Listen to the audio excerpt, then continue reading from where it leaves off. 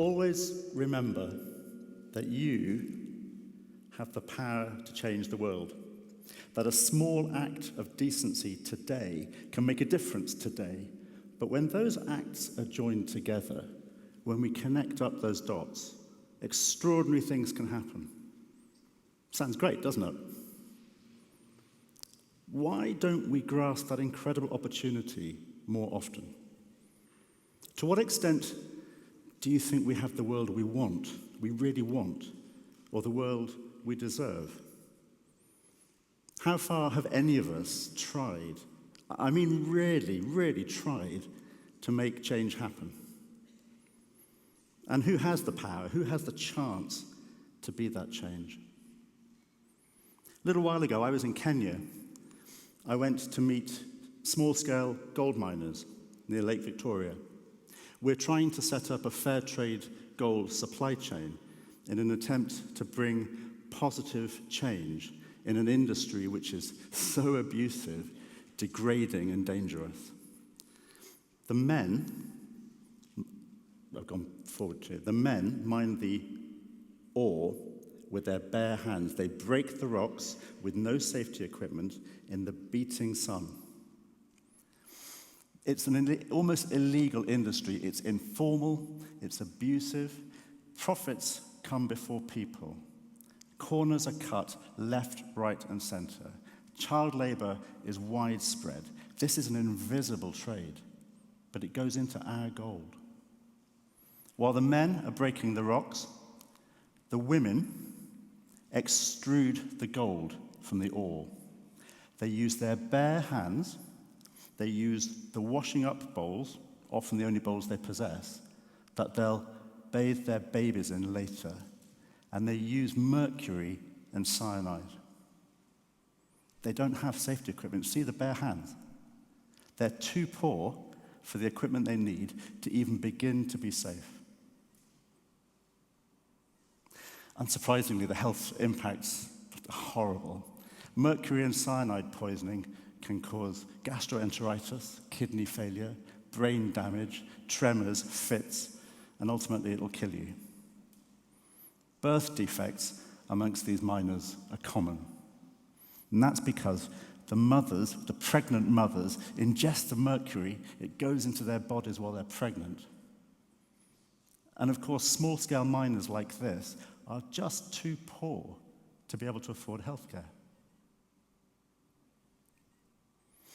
I met a man in his early 30s called Moy, a small-scale miner with 5 tiny little children.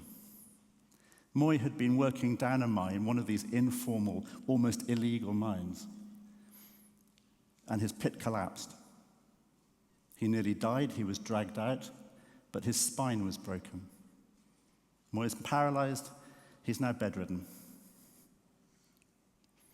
His wife is going out to work to find whatever kind of job she can get to make ends meet, to keep the family going. At the moment, when I met them, she was earning about 70p a day. That's enough to buy some maize, but nothing else. No meat, no vegetables, no books, no medicine, no school uniforms for their children, so their children are now not in school.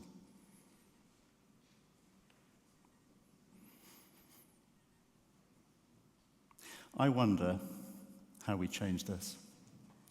Who can be the change? Moy sadly has no chance. He's in bed, he's paralyzed. He, his wife, and their small children are victims of a vicious and rapacious industry that's absolutely turned its backs on them. So, what about government? Could government change this? Well, of course, government regulation will be fantastic, but that's not going to happen anytime soon. And in any case, very often, regulation is a double-edged sword. It solves some problems, certainly, but then it drives others underground. So who can bring around this kind of change? Who can stop what happened to Moy happening to other people? You, me, us, the public. How many of us, I wonder, are wearing a piece of gold jewelry today? Earrings, necklace, bracelet, wedding ring? Yeah, me too. And how many of us know people who have gold jewelry at home? Yeah, well, there's a lot of it about. Do you know how much we spend on our jewelry every year? Globally, humanity spends $100 billion a year on jewelry. And 90% of the labor of the people involved in mining gold are small-scale miners. Small-scale miners like Moy. Just imagine if we took the opportunity to ask the jewelers, the brands, where our gold came from. If before we bought our wedding ring or our engagement ring, our jewelry, we said to the companies, where did my gold come from?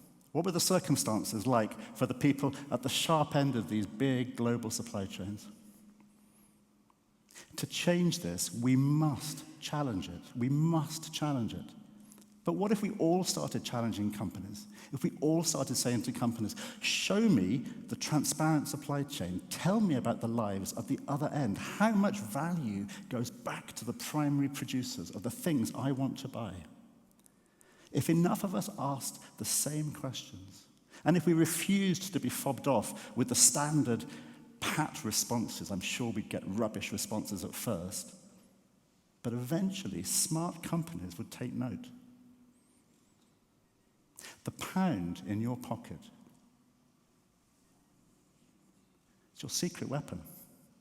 It's your ally in creating a better world.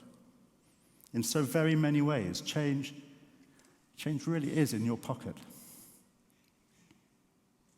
Now, researchers tell us lots and lots about the way we as consumers act, don't they, these days? Assuming you're born between 1980 and the early 2000s, then you're part of what they call Generation Y. Now, according to the researchers, Generation Y have lots to say about this kind of thing. 2/3 of you are worried about the state of the world.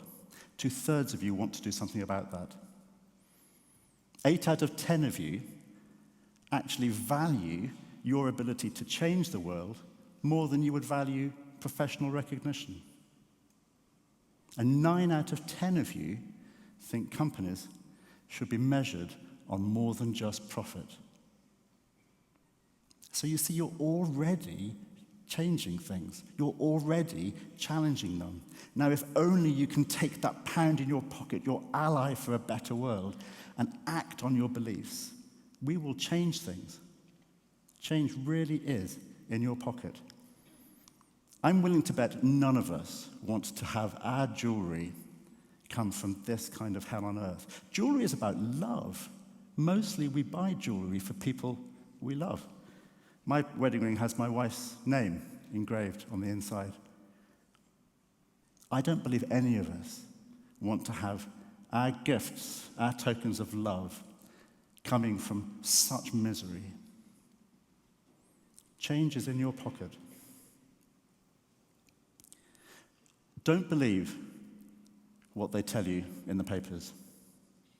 Very often you will believe too many things, perhaps, but the papers will tell us that we are a regressive bunch. The age of austerity will not diminish us. We know there are millions of people around the world who have nothing but compassion and solidarity for people they may never meet who are leading unimaginably hard lives. The passion, the energy of the fair trade movement shows this time and time again. When like-minded people come together, challenge things because they want to change them, and use their pound wisely and use it well, extraordinary things begin to happen. It is not impossible. Don't believe what people will have you believe by reading the papers. Just because the world is in a very difficult situation in so many ways, it doesn't mean you cannot change it and begin changing it today.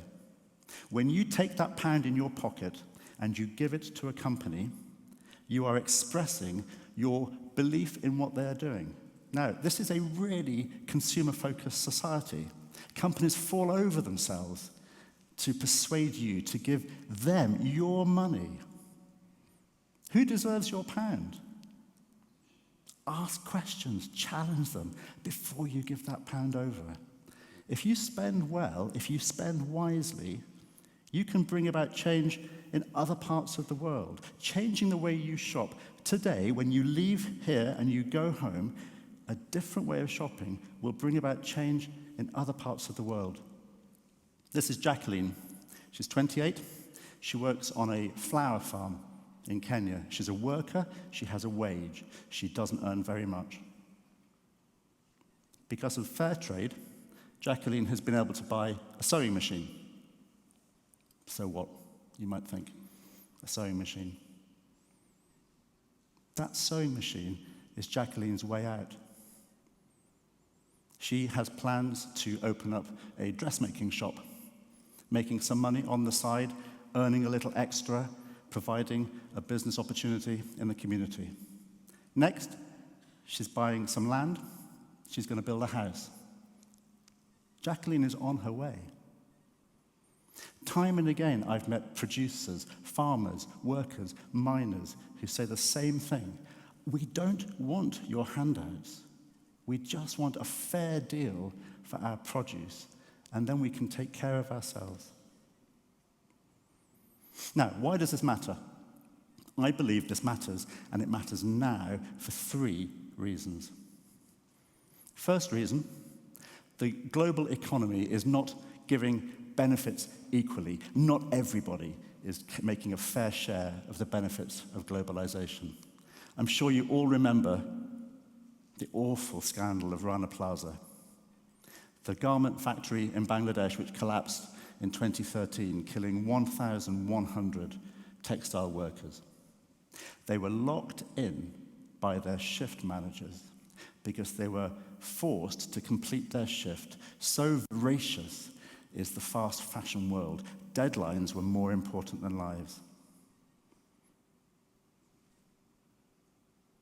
You know, there are 2 things that really shocked me about that, apart from the horrible human catastrophe. The first was how many of our own high street brands were sourcing from Rana Plaza. And the second, in a way even more shocking, because this was only a couple of years ago, was how many of those brands just didn't know. They didn't know where their clothes were coming from.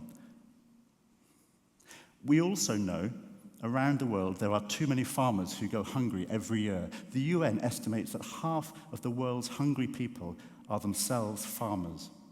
It's a scandal. It must stop. Second reason why this matters, and it matters now, is that we are in a race towards a level of what you might call hyper-consumerism. The consumer is king or queen of the world. We are persuaded all the time to buy more, consume more. We love our price promotions, buy one, get one free, but we throw away a third of our food. It's insane. If we are worried about climate change, if we're worried about feeding the 9 billion in a few years' time, if we're worried about global inequality, we must challenge this, we must change it, and it's consumers who can do that. Change is in your pocket. Third, final reason why this matters now. Oh, come on, we just know it, don't we? The internet age has brought everything out into the open. This is the age of scrutiny. Now, more than ever, we cannot say we did not know. Surely now is the opportunity for us, engaged, knowledgeable consumers, to use our pound wisely. Surely now we should be able to look the people in the eye who mine our jewelry, our gold that goes into our jewelry, who grow the food that we eat every day, who grow the cotton that goes into our clothing. Now we should be able to look them in the eye. A community of commerce. I believe this is absolutely within our grasp. All we need to do is think about these things a little more than we do. Connect up what we know with how we act. So, next time you go shopping, whether you're buying a pair of jeans, cup of coffee, new ring, think about this. In many ways, you have people's lives, people's livelihoods in your shopping baskets.